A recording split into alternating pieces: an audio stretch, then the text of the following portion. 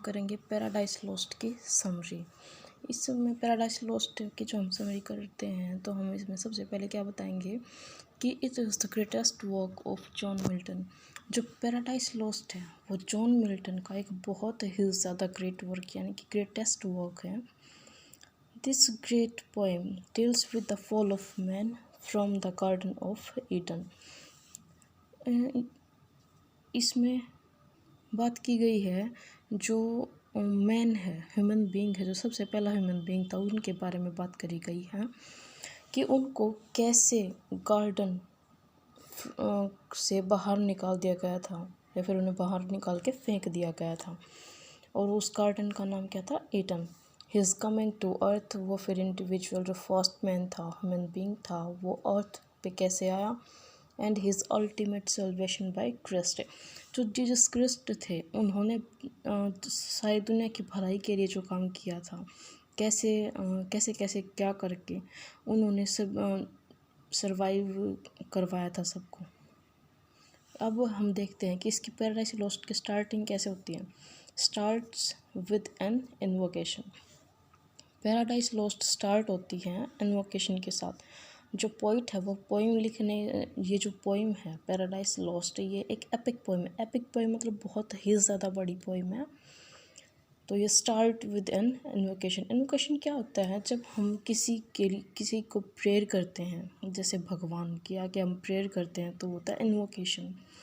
Ask the muse. Muse कौन है? सरस्वती जो माता है, goddess of poetry and art. वो बोलता है कि वो म्यूज़ को बोलता है कि आप मुझे प्लीज़ इंस्पायर करिए। फॉर किस लिए इंस्पायर करिए? To write a great poem, क्योंकि मैं एक बहुत ही ग्रेट पोइम लिख रहा हूँ। आप मुझे उसके लिए आप मुझे इंस्पायर करें, मेरी हेल्प करें। नेक्स्ट, इन्वोकेशन इन ट्रेडिशन एपिक पोइम। इन्वोकेशन जो हम बात कर रहे हैं इन्वोकेशन की, वो क्या है? ये इन्वोकेशन सबसे पहले कब यूज़ किया जाता था?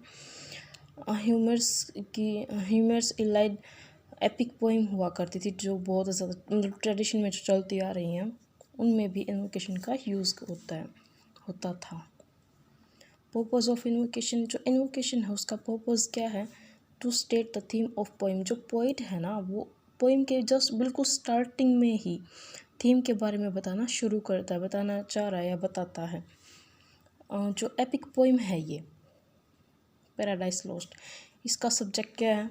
मैंस फर्स्ट डिसओबीडियंस, कि ह्यूमन बीइंग ने सबसे पहले डिसओबे किया था, यानी कि मतलब जो उन्हें बोला गया था उन्होंने उस चीज़ को तोड़ दिया था। गॉड ने उन्हें जो बोला था, मना करने के लिए बोला था, तो उन्होंने वही काम किया जो उन्हें मना कर दिया गया था। The forbidden fruit, exile from Eden, eventual redemption through Jesus Christ, यानी कि जो ह्यूमन बीइंग है उसको मतलब उसका डिसओबीडेंस, फिर उसने वो फ्रूट खाया, फॉरबिडन फ्रूट खाया, एक्साइल फ्रॉम, फिर उन्हें उसे ईडन से निकाल दिया गया। फिर था कि जीसस क्राइस्ट ने कैसे हेल्प करी दुनिया की भलाई के लिए। प्रोलॉग, जब ये पोइम स्टार्ट होते तब होता है कि प्रोलॉग शोज, क्या शो करता है कि सब्जेक्ट मैटर। प्रोलॉग से ही हमें पता चल जाता है कि इस पोइम का पैराडाइज लॉस्ट का जो सब्जेक्ट मैटर है वो कहाँ से लिया गया है? फर्स्ट चैप्टर ऑफ जेनेसिस, यानी कि जो बाइबल भी है, और ये बाइबल में भी ये सारी चीज़ें ही बताई गई थी, ये 4। नेक्स्ट पेज पे चल।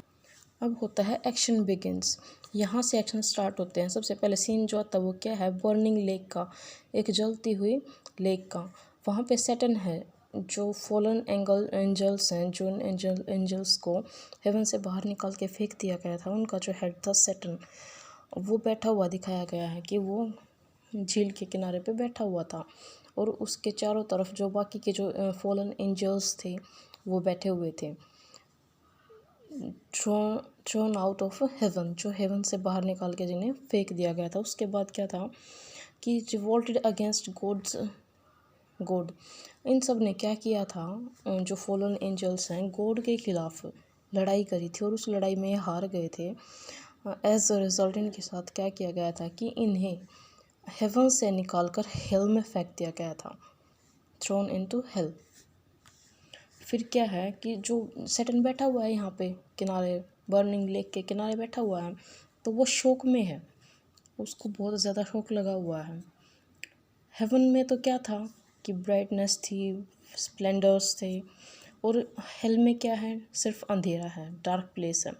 तो वो जब यहाँ पे आते हैं, हेवन से निकाल के उन्हें हेल में फेंक दिया जाता है, तो उनके लिए वो क्या होता है, डार्क प्लेस में, यानी कि हेल में रहना, unadjustable place for all fallen angels. जितने भी फॉलन एंजल्स हैं उन सब के लिए यहाँ एडजस्ट कर पाना बहुत ही ज़्यादा मुश्किल हो रहा है।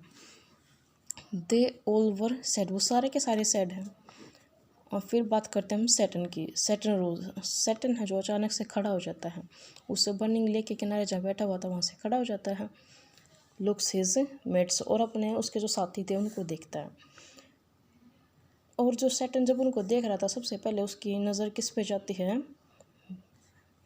बेल्जेबब पे, और वो बेल्जेबब से फिर बात करता है। सैटर्न और बेल्जेबब फिर बात करते हैं दोनों। सैटर्न है, सैटर्न के जब हम सैटर्न का कैरेक्टर स्केच करते हैं तो उसमें इसके ये कैरेक्टरिस्टिक्स भी लिख सकते हैं हम, यानी कि उसके कैरेक्टर को जैसे हम डिफाइन करेंगे तो वहाँ भी ये चीज़ें यूज़ होंगी। सैटर्न नॉन रिपेंटेंट, यानी कि उससे किसी चीज़ का ये नहीं है कि मैंने गलत किया है भगवान के साथ लड़ाई करके, मतलब मेरे साथ जो रहा वो गलत है, उसको ऐसा बिल्कुल भी नहीं लगता। हाई डिस्टेंस फॉर गॉड, वो भगवान से अभी बहुत ज़्यादा नफरत करता है। बेल्जेबब बोलता है सैटर्न को कि मैं बहुत ज़्यादा अपसेट हूँ और वरीड हूँ। तो सैटर्न बोलता है उसको, Saturn tells him to be weak is to be miserable. Saturn बोलता है कि अब हम कोई भी अच्छा काम नहीं करेंगे, हमारा लक्ष्य नहीं है कि हम अच्छा काम करें। सेकंड जो सैटर्न बोलता है वो क्या बोलता है कि to do out God never will be our task, whatever to do ill our sole delight. वो कहता है कि भगवान जो जो चाहता है ना, हम उसके बिल्कुल अपोजिट ही काम करेंगे, सारे के सारे हम सारे बुरे काम करेंगे, कोई भी अच्छा काम नहीं करेंगे। थर्ड पॉइंट जो बोलता है क्या है, out of good still to find ways of evil, यानी कि हम अच्छाई में से भी बुराई के तरीके हैं ना जो वो ढूंढते रहेंगे। अगर कोई इंसान कुछ अच्छा काम करेगा तो भी हम उसमें बुराई ही ढूंढेंगे। नेक्स्ट आगे है, Saturn decided to reassemble his force. Saturn decide करता है कि वो फिर से उसकी जो फोर्स थी उसको इकट्ठा करेगा। फिर क्या है, सैटर्न फ्लाइज, सैटर्न उड़ता है from burning lake, burning lake से उड़कर वो कहाँ पे, सूखे ग्राउंड पे चला जाता है, और फिर वो वहाँ से भी फ्लाई करता है तो वो कहाँ पे आता है, एक प्लेन एरिया में आ जाता है। बेल्जेबब भी सैटर्न को फॉलो करता है। फिर पोएट डिस्क्राइब करता है सैटर्न के बारे में कि Saturn is much bigger than any of the famous giant, जितने भी फेमस जायंट हैं उन सब में से बड़ा है सैटर्न। जैसा कि क्लासिकल मिथोलॉजी में कहा जाता है, मिथोलॉजी क्लासिकल मिथोलॉजी बोलो या फिर बाइबल बोलो, जैसा कि डिस्क्राइब किया जाता है, यानी कि बताया जाता है कि जितने भी फेमस जायंट्स होते हैं उन सब में से बिगर, यानी कि बड़ा है उनसे भी। और पोइट क्या बोलता है कि सो बिग, बहुत बड़ा, इतना बड़ा है कि when he is lying on the sea, जब वो समुद्र के ऊपर लाई करता है, यानी कि या फिर लगा लो कि जैसे लेट जाता है, तो seller might mistake him for an island है, तो जो नौका चलाने वाला होता है, नाविक जो होता है वो ये सोचता है कि यहाँ पे कोई आइलैंड है।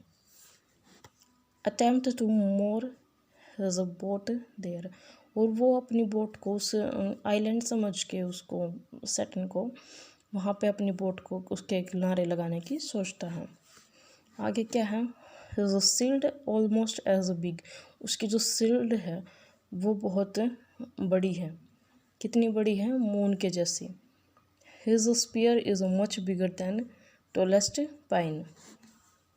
सैटर्न आस्क्स हिज कमांडर्स, क्या पूछता है, जो सैटर्न है अपने कमांडर्स से पूछता है, अवेक अराइज और बिफोर एवन फॉलन, वो कहता है कि जागो, यानी कि उठ जाओ, या फिर सदा के लिए गिर जाओ, या तो बिल्कुल ही उठ जाओ या फिर सदा के लिए, हमेशा के लिए गिरे ही रहो।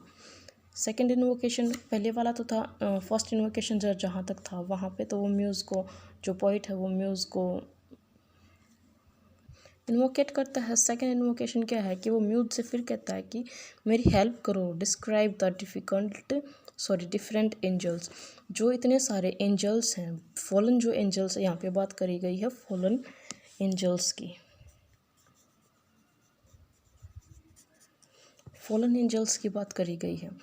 तो कैसे डिस्क्राइब कर रहे हैं फिर वो आगे, डिस्क्रिप्शन ऑफ फॉलन एंजल। सबसे पहला कौन था, मोलोक, कवर्ड इन ब्लड, जो पूरा का पूरा खून में धंसा हुआ था। रिसीव्ड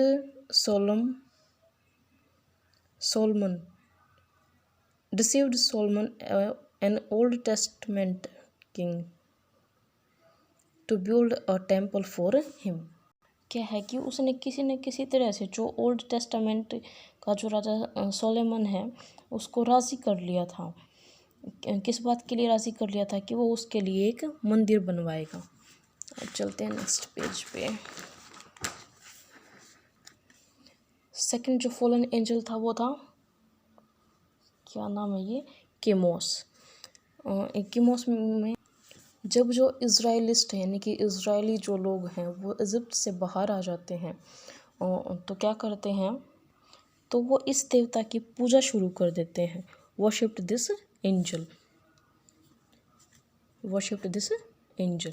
क्या है कि absence and vulgar rights, RITES है, ये S थोड़ा सा इसके नीचे आया हुआ, बता दिया मैंने, तो आप ध्यान रखना इस चीज़ का।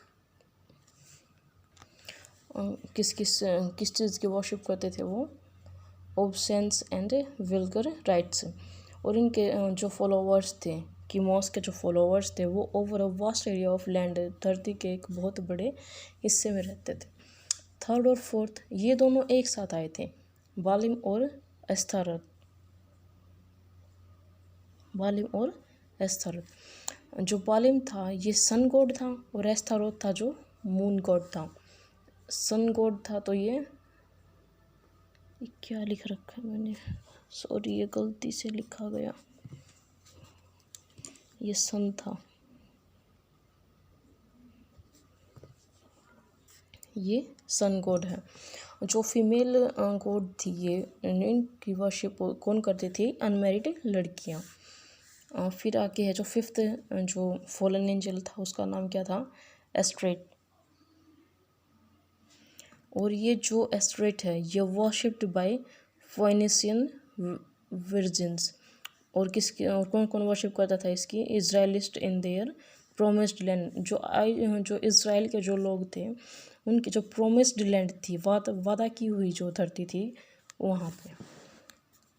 इसके बाद है सिक्स्थ, थेम्यूज़। ऐसा माना जाता है कि जो थेम्यूज़ था ना वो हर साल घायल होता था और उसके खून के रंग से जो एडोनिस रिवर थी वो बिल्कुल लाल हो जाती थी, क्योंकि उसके ब्लड की वजह से। थर्ड इसका जो थेम्यूज़ का पॉइंट है वो क्या है कि sirens girls mounted his death by singing love songs.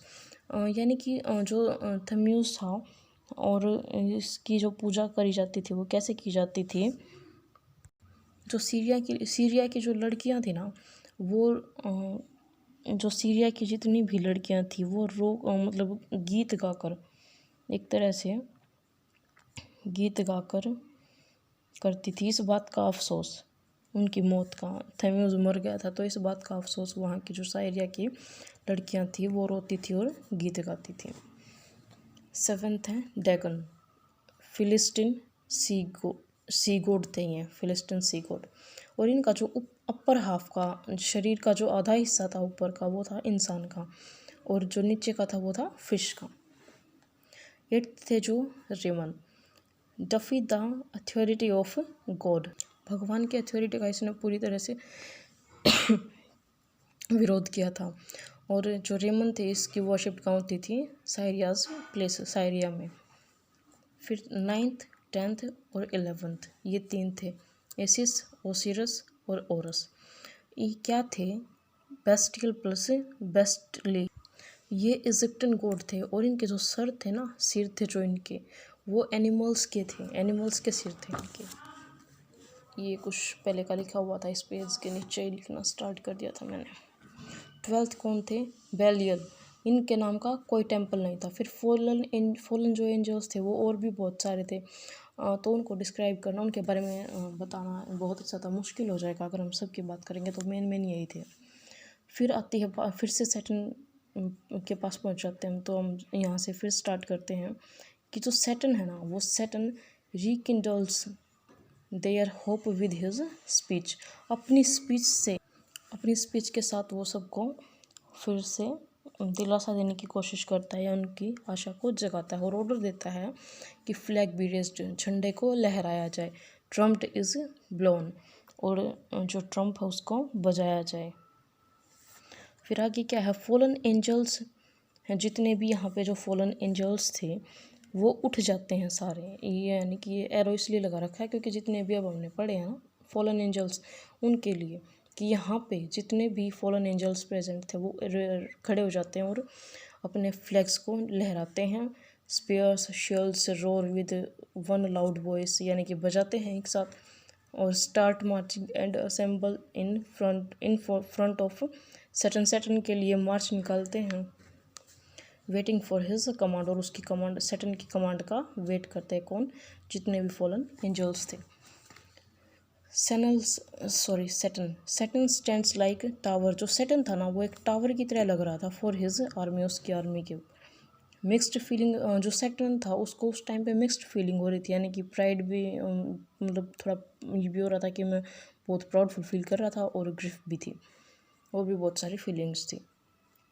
Saturn overwhelmed bye emotions, यानी कि इमोशंस से भी भरा हुआ था वो। ट्राई टू स्पीक, वो 3 बार बोलने की कोशिश करता है लेकिन वो बोल नहीं पाता।